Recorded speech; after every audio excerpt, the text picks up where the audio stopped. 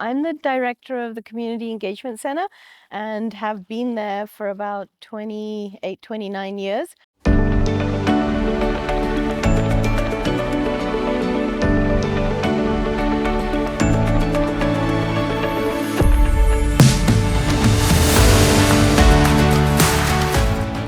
So you've worked in community engagement for many years.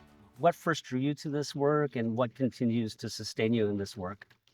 Yeah, so I have to go back to my father, who actually my mother and father both have a middle school education and worked in factories in England. And my father was an artisan by trade. He's a jeweler, and he would do that at night. So you would think he doesn't have much time, and how does he do things? But he would spend a lot of his time making sure our extended family and community and others needed what they needed to survive. And so he had this sort of communal way of being.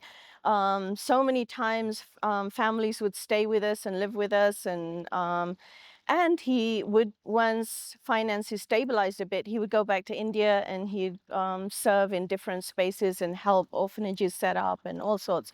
So living in that kind of household where it wasn't about, only when you have can you give. Everyone was giving and had this communal way of being. But I think the thing that keeps me in it was seeing the power of community engagement. Early on, I became a teacher in the school that I used to go to as a kid. So I knew the community and all the rest. And in the staff room, though, some of the other teachers was saying things about the parents, especially the West Indian, Bangladeshi, Pakistani parents, saying that they don't care about their education and they're just not turning up to parent-teacher conferences, all of that. But there was a group of teachers, and it was a diverse school, so we came together and we were like, let's listen to them, because we know those families and they're not like that, right?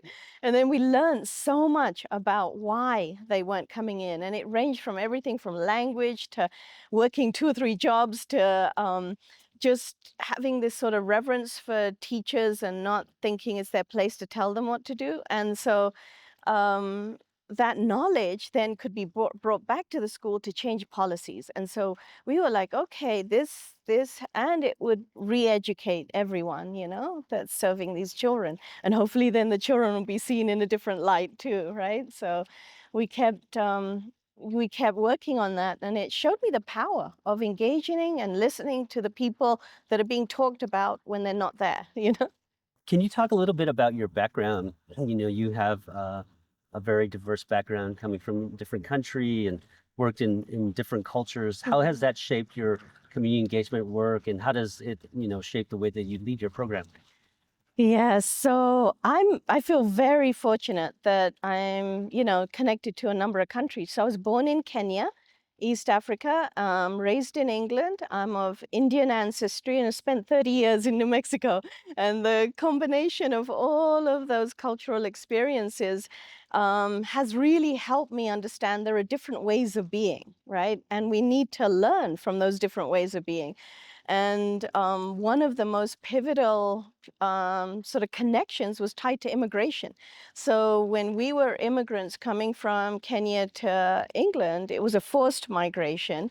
And when we came to England, there was a backlash towards all of the immigrants coming in. And I would see the same in New Mexico when I was here for immigrants from Latin America and everywhere, really. And so I started seeing the parallels, and I started seeing how certain ways of being are really replicated around the world, right? And so I think it gives you that perspective, but it also gives you insights on what works as well. So living in England and having that backlash, it was a multiracial coalition of people that came together to make sure us immigrants were finding jobs, stabilizing, getting our voice, all of the things we needed. And those memories stick with you because you see, and also living in a country that had almost like a socialist democracy at that time, right? Where there was a welfare state that provided council houses, free education all the way up to university, right? And stipends to live and free healthcare and all of that, which really helped new immigrants stabilize in a way, and the population also embraced them in a different way, you know? And so just seeing the possibilities from all of those perspectives, and I see that here too, all the different cultures we work with, and I see the strengths they bring. So I have this openness to different ways of being here as well. Maybe for somebody that's not familiar with your center that you lead, can you talk a little bit about what is this community engagement center, and how does it operate here at the university? Yes, well, thank you for asking that, because yeah, we're a little under the radar. So the Community Engagement Center has been around for about 29 years, and our focus is, and in our mission, is anti-racist leadership for a just and kind world.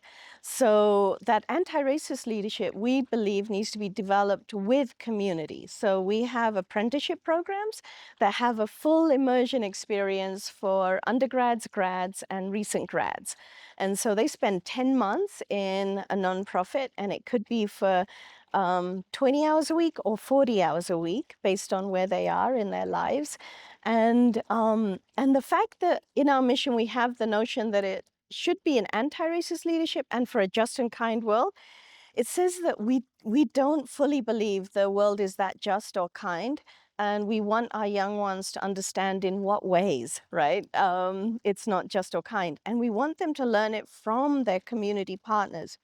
So a lot of the times, our community allies and partners and leaders help with that critical pedagogy and help the young ones fully understand that. And we bring the university assets to help them understand that as well. And I think it builds that sort of sense of agency in the young people.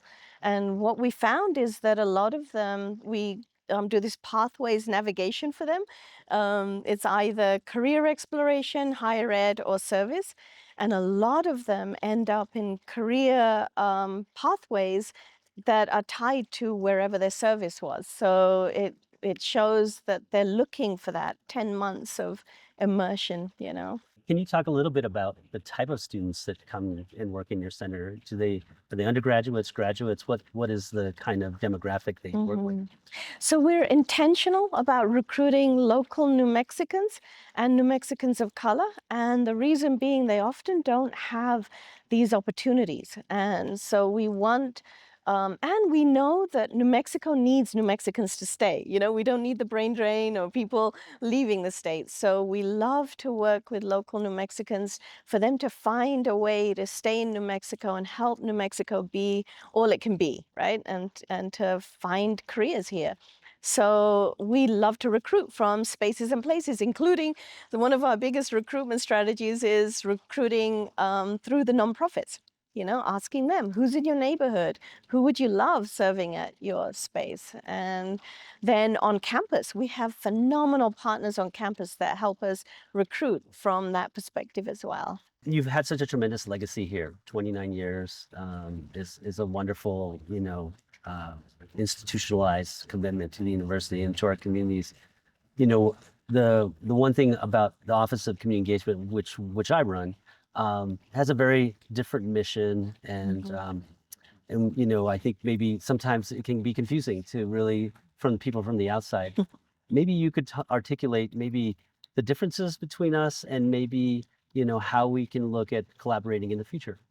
Yes, yeah. And so I think it's great that we're having this conversation, because I think entities on our campus, whether it's centers, institutes, individuals working with community, actually need an Office of Community Engagement as that support system that's more system-wide across campus, that helps, whether it's with community-based participatory research that needs to happen, or whether it's development, whether it's storytelling, it's everything that's needed for that structural piece. and uplifting what is going on. And hopefully one day, in terms of how we can collaborate, is to have some of those entities work in a place-based way together. And so, it could be in the South Broadway neighborhood. Who's already working there and how can we work together? And so we look to you for some of those things. And what we try to focus on are our youth and the community, and seeing ways in which that is centralized for us, right? With the university support system to help us do that connection and that uplifting of knowledge that sits in community and in the students that come from those communities. And so I see the partnership as crucial. I see what we do is very different, and both needed at the university. Yeah. I think, I'd be really interested to learn a little bit more about what community engagement looks like in practice. Maybe you just hosted a symposium, and just really curious about what that looks like in terms of actual projects that you're working on. Yeah, so I mentioned that we were around for about 29 years or so. Some of our partners are the same partners. So I think of that strong relationship that's been built. And I think about how the young ones who started off apprenticing for a year end up apprenticing for 2 years or 3 years in a space, and end up serving there and working there and finding a career in those nonprofits. So I see the impact on the young ones. And at the symposium, we had 3 alumni, women of color, come to, share their stories of how they, through community engagement, were able to find their place and purpose in their work and their life. And so we spend a lot of time trying to help people with that ontological vocation, right? Really sort of thinking about how to live a humanistic, purposeful life, and be in the world and with the world in that way. And the impact on community can be seen in an organization like La Plazita Institute.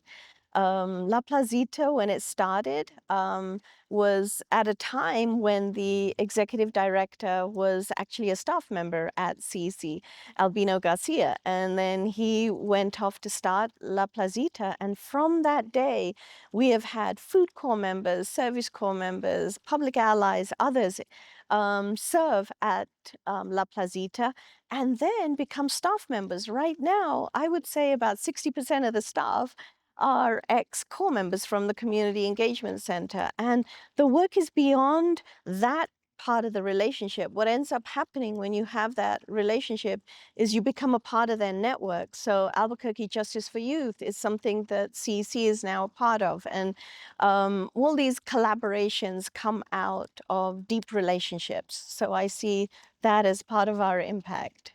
You talk a lot about your mission and that centers on racist leadership. Mm-hmm. Can you talk about why that's important in this day, in this age right now? Yes. So we learned a lot from the People's Institute for Survival and Beyond.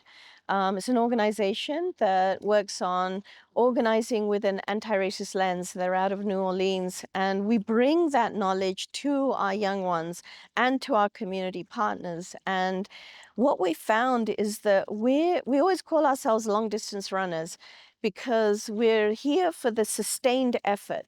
We know that a lot of the challenges that society is facing, even now, even historically, were not created by the people in community or the people who are serving.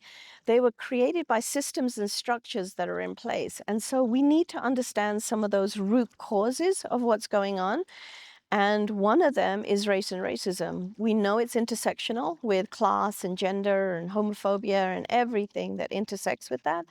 And so we want to have that conversation and that knowledge, so we're coming from a common understanding of why things are the way they are, realizing it's going to be a generational effort to undo it.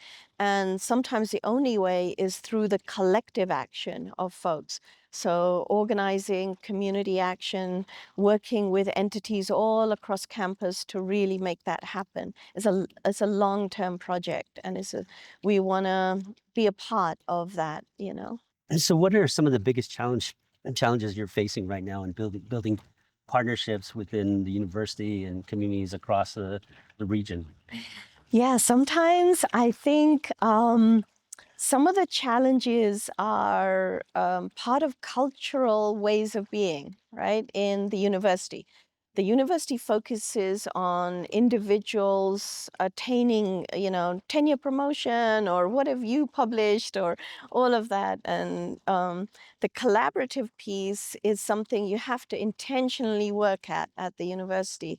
And so I think individualism and competitiveness at the university level or anywhere in society, because it's a very much a hegemonic way of being, is something that's a challenge. And it can be overcome because our nature is that we are interconnected and interdependent, and we need each other and we need to work together. And so I see that as a challenge, and I see it as the only way forward in the times we're in. You mentioned the times we're in. These are times where we need to not be isolated. Isolation will be the death of each of us. And so we need to come together and we need to work together. As you look to the future, what are the things that you would hope to instill, in the institution, in your center, and what does that look like in terms of investing in the future of our students? Yeah, so that I love that question because it's the driving force, behind what we try to do. And the way I see it is we do need those coalitions and collaboratives, but we need them to be multiracial. We need to not have ethnocentrism as a challenge added to the mix. We need to also see a world where our interconnectedness is seen as an asset, and how my fate is tied to your fate and is tied to the fate of the person across the street, and if we have that sense of interconnectedness, we will not be self-serving or just serving your family or just serving your own community or your own. We'll have more of that perspective that we need to work together, and I see that happening already in different ways. And I also see that the kind of work that we need to do on our campus is already happening as well, where there's partnerships and collaborations and the unraveling of individualism and competitiveness, which is much needed. But yeah, I have a lot of hope for what could happen. And I think one of the key things for us at UNM and in the community is to not shy away from how we got here, and even the history of institutions like this and every institution, not to shy away from it, but to lean into the fact that the history may be ugly, but we can create a better future. So, yeah. I'm the director of the Community Engagement Center and have been there for about 29 years.